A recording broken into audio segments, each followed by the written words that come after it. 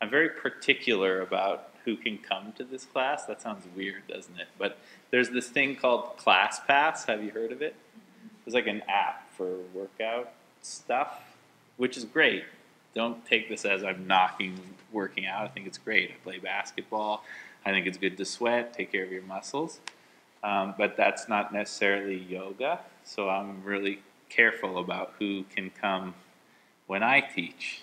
Because sometimes I'll sit up here for 45 minutes and like talk about the chakras and your relationship to this force called God. And if you came to work out, you'll think, what in the heck is this all about? Well, it's a yoga class, but we got these interesting ideas about yoga. And then I read that in some of the Kundalini classes that people can get reviews, and we get all these 5 out of 5, 5 out of 5, and then there's 1 out of 5, like a 1 out of 5, and it says, more a meditation class than a workout. That was the review. And I thought, great, that's a good review. It's confusing for people, and I don't hold it against anybody. If I went to my basketball game and I got there and it was, handball or basket weaving, I'd be annoyed. So anyways, there you go. That's a funny intro. So Kundalini Yoga is more about the energetic practices. Yeah, so there you go. That's my intro. So thanks for coming. The class today is called The Clarification of You. And that's what a yoga practice is, and we'll discuss it a little bit. Basically, what we're going to go through today is human sovereignty. What does sovereignty mean? You know the word? Yeah? What does it mean? It means you're the boss. That's what it means. It's a big word, right? Human sovereignty. We're actually going through that with our 5-year-old right now. Like, she's at school.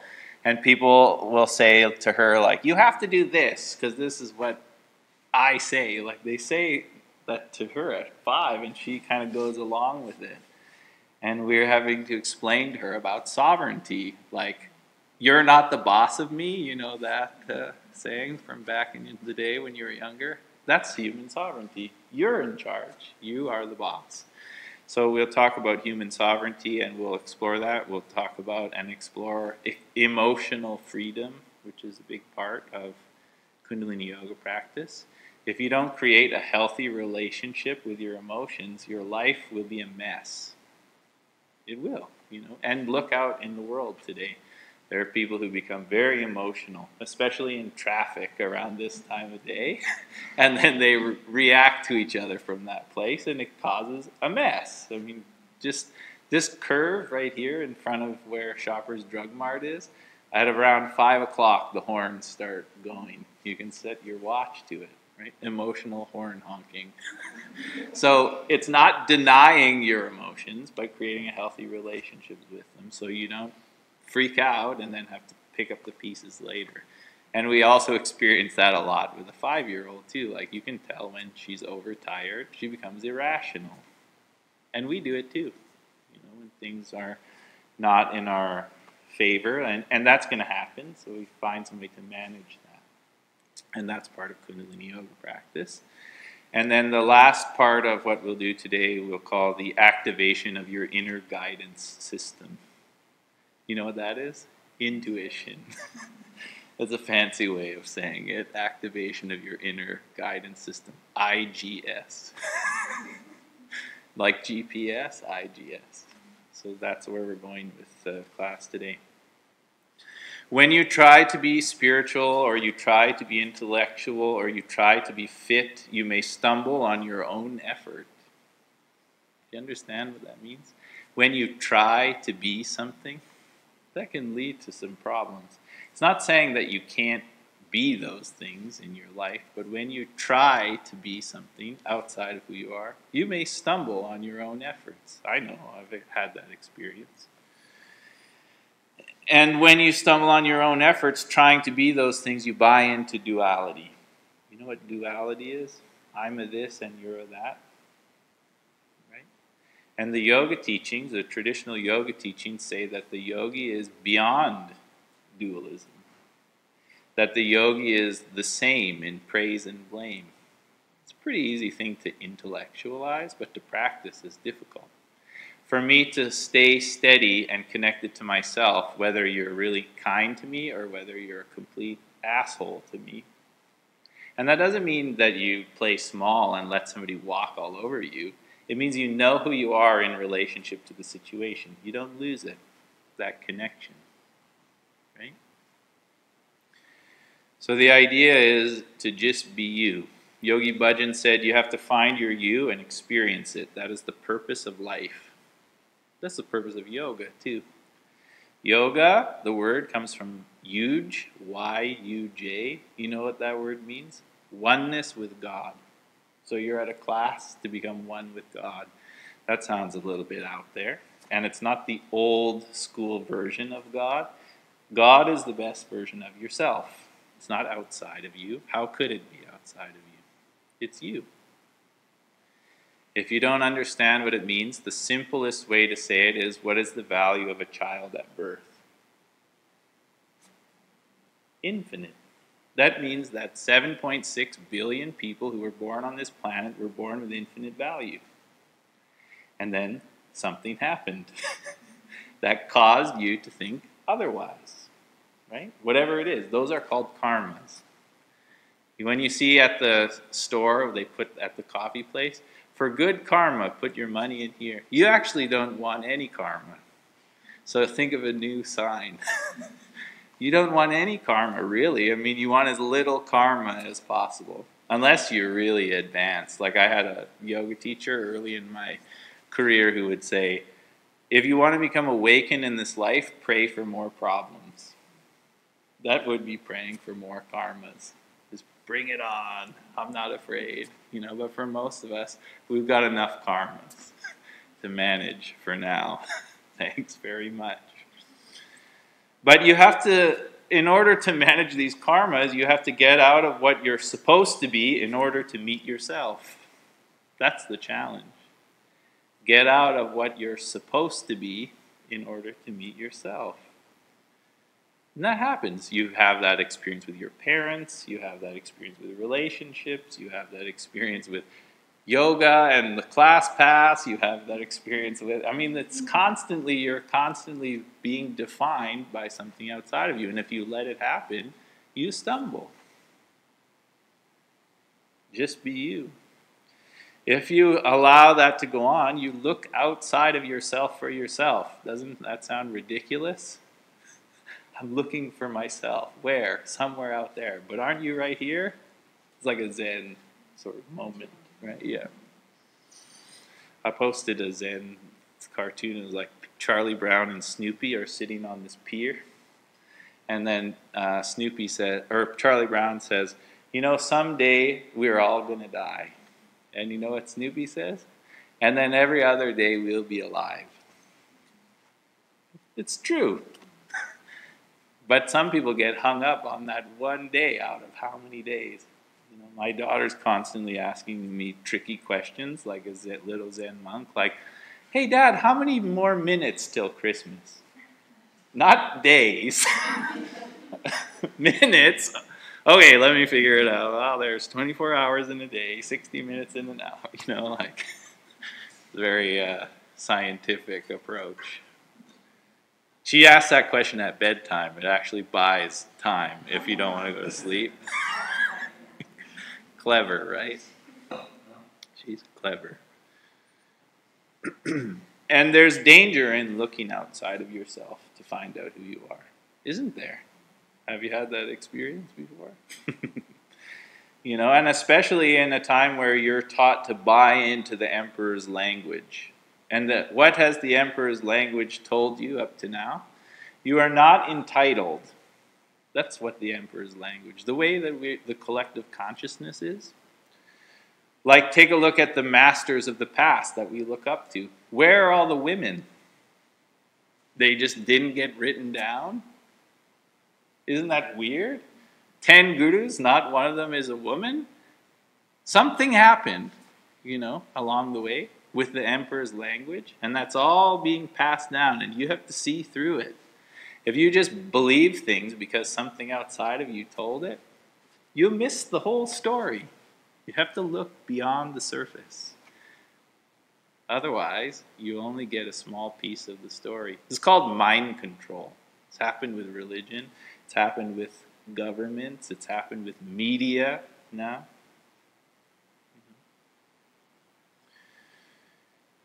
See through the marketing. That's what happened with the women, by the way. They didn't get marketed. It's just like marketing now. They try and sell you something. Like, what's the difference between can't beat the real thing, Coca-Cola, and the one and only Jesus? What's the difference? How could there be one and only? We just agreed every child is born of infinite value. We didn't say one is born amazing and the other are sort of okay, and as long as they have the one around, then no, it's total bullshit. You know, some people aren't going to like that. My teacher, Guru Singh, he said, together we're going to make some big changes, but we're going to ruffle some feathers along the way, and we'll do our best to do it with a hug. So, you know, see what I mean? Why you can't just let anybody come to this class. Otherwise, they'll come in with their water bottle and their towel, and then they'll be told all of this nonsense about how I'm a feminist and how you don't need Jesus. I mean, they weren't expecting that.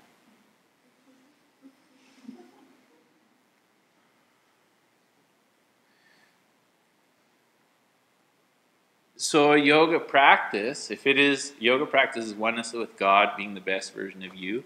What it really means is take only what is there to support the real you. That's it. That's all you take. And if you're not sure, what should you do? Test it out. Right? The Buddha was good for this.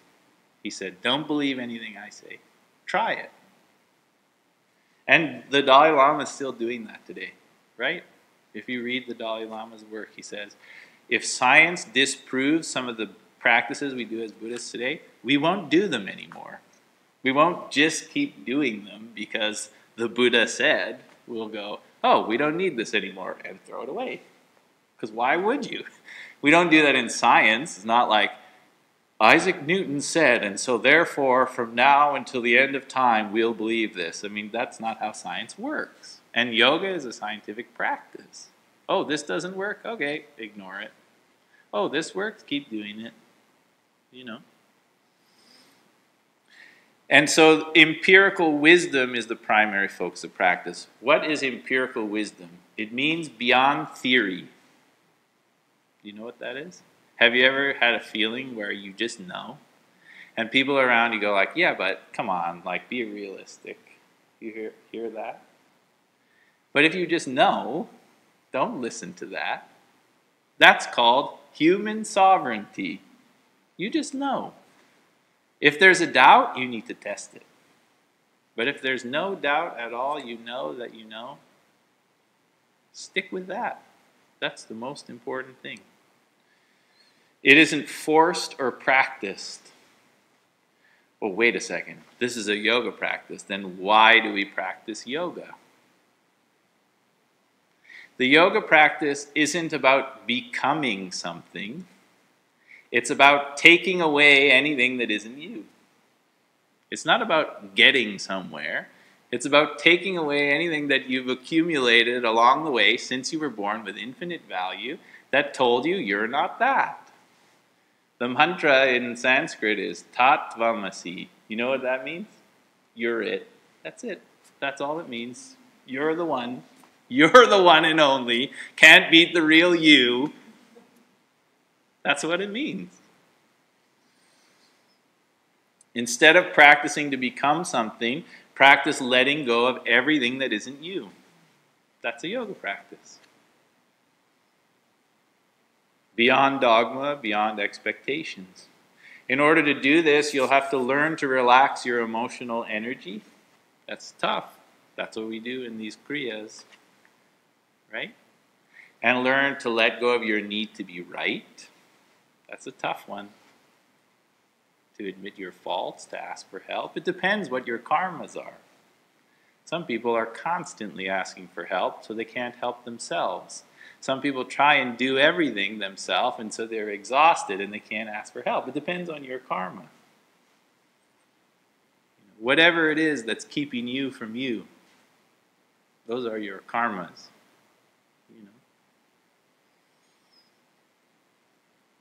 Just be you. That's the ageless. Hopefully your parents told you that. And if they didn't, no big deal. You can start today. Practice is about self-nurturing to allow yourself to shine through. It's not outside of you. And sometimes it doesn't even look like yoga practice. Like if somebody is like a doer where they have to be doing something and they have to get up at this time, and if they don't feel validated, sleep late. What? Wait a minute. If you're always sleeping late, you can't get up for sadhana, get up early. That's the challenge. Challenge yourself. See through your patterns. You can do whatever you like. And then once you've gotten rid of any, I'm a this kind of person, not a that kind of person. You're just you, whatever happens. That's yoga.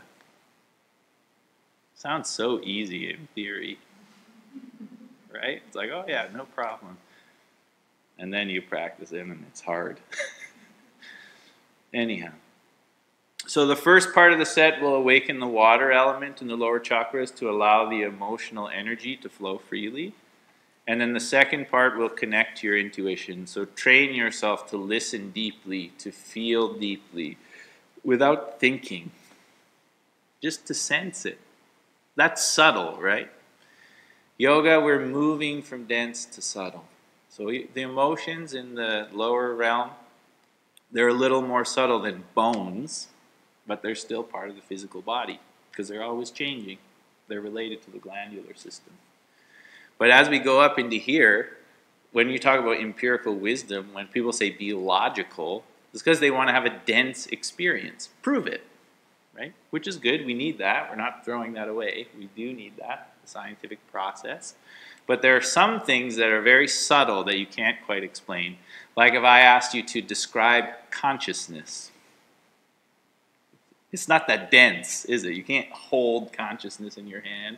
It would be a great show and tell for a 5-year-old at kindergarten. Today I'll be sharing my consciousness with you. Or describing my aura. We say that to Marley, like if somebody bothers her in school to say, get out of my aura. Somebody said, oh, only in Vancouver. And I thought, no, people have auras everywhere. Ask a scientist about the electromagnetic field, they'll tell you. They won't say, well, only when you're in a very liberal place do you see it. No, it doesn't work like that. And activate the inner guidance system. So this subtleness is like dropping the density of belief systems and the intellect and even the muscles and having a deeper experience. And then after that, we'll all go home and do whatever we want. Sit tall, close your eyes.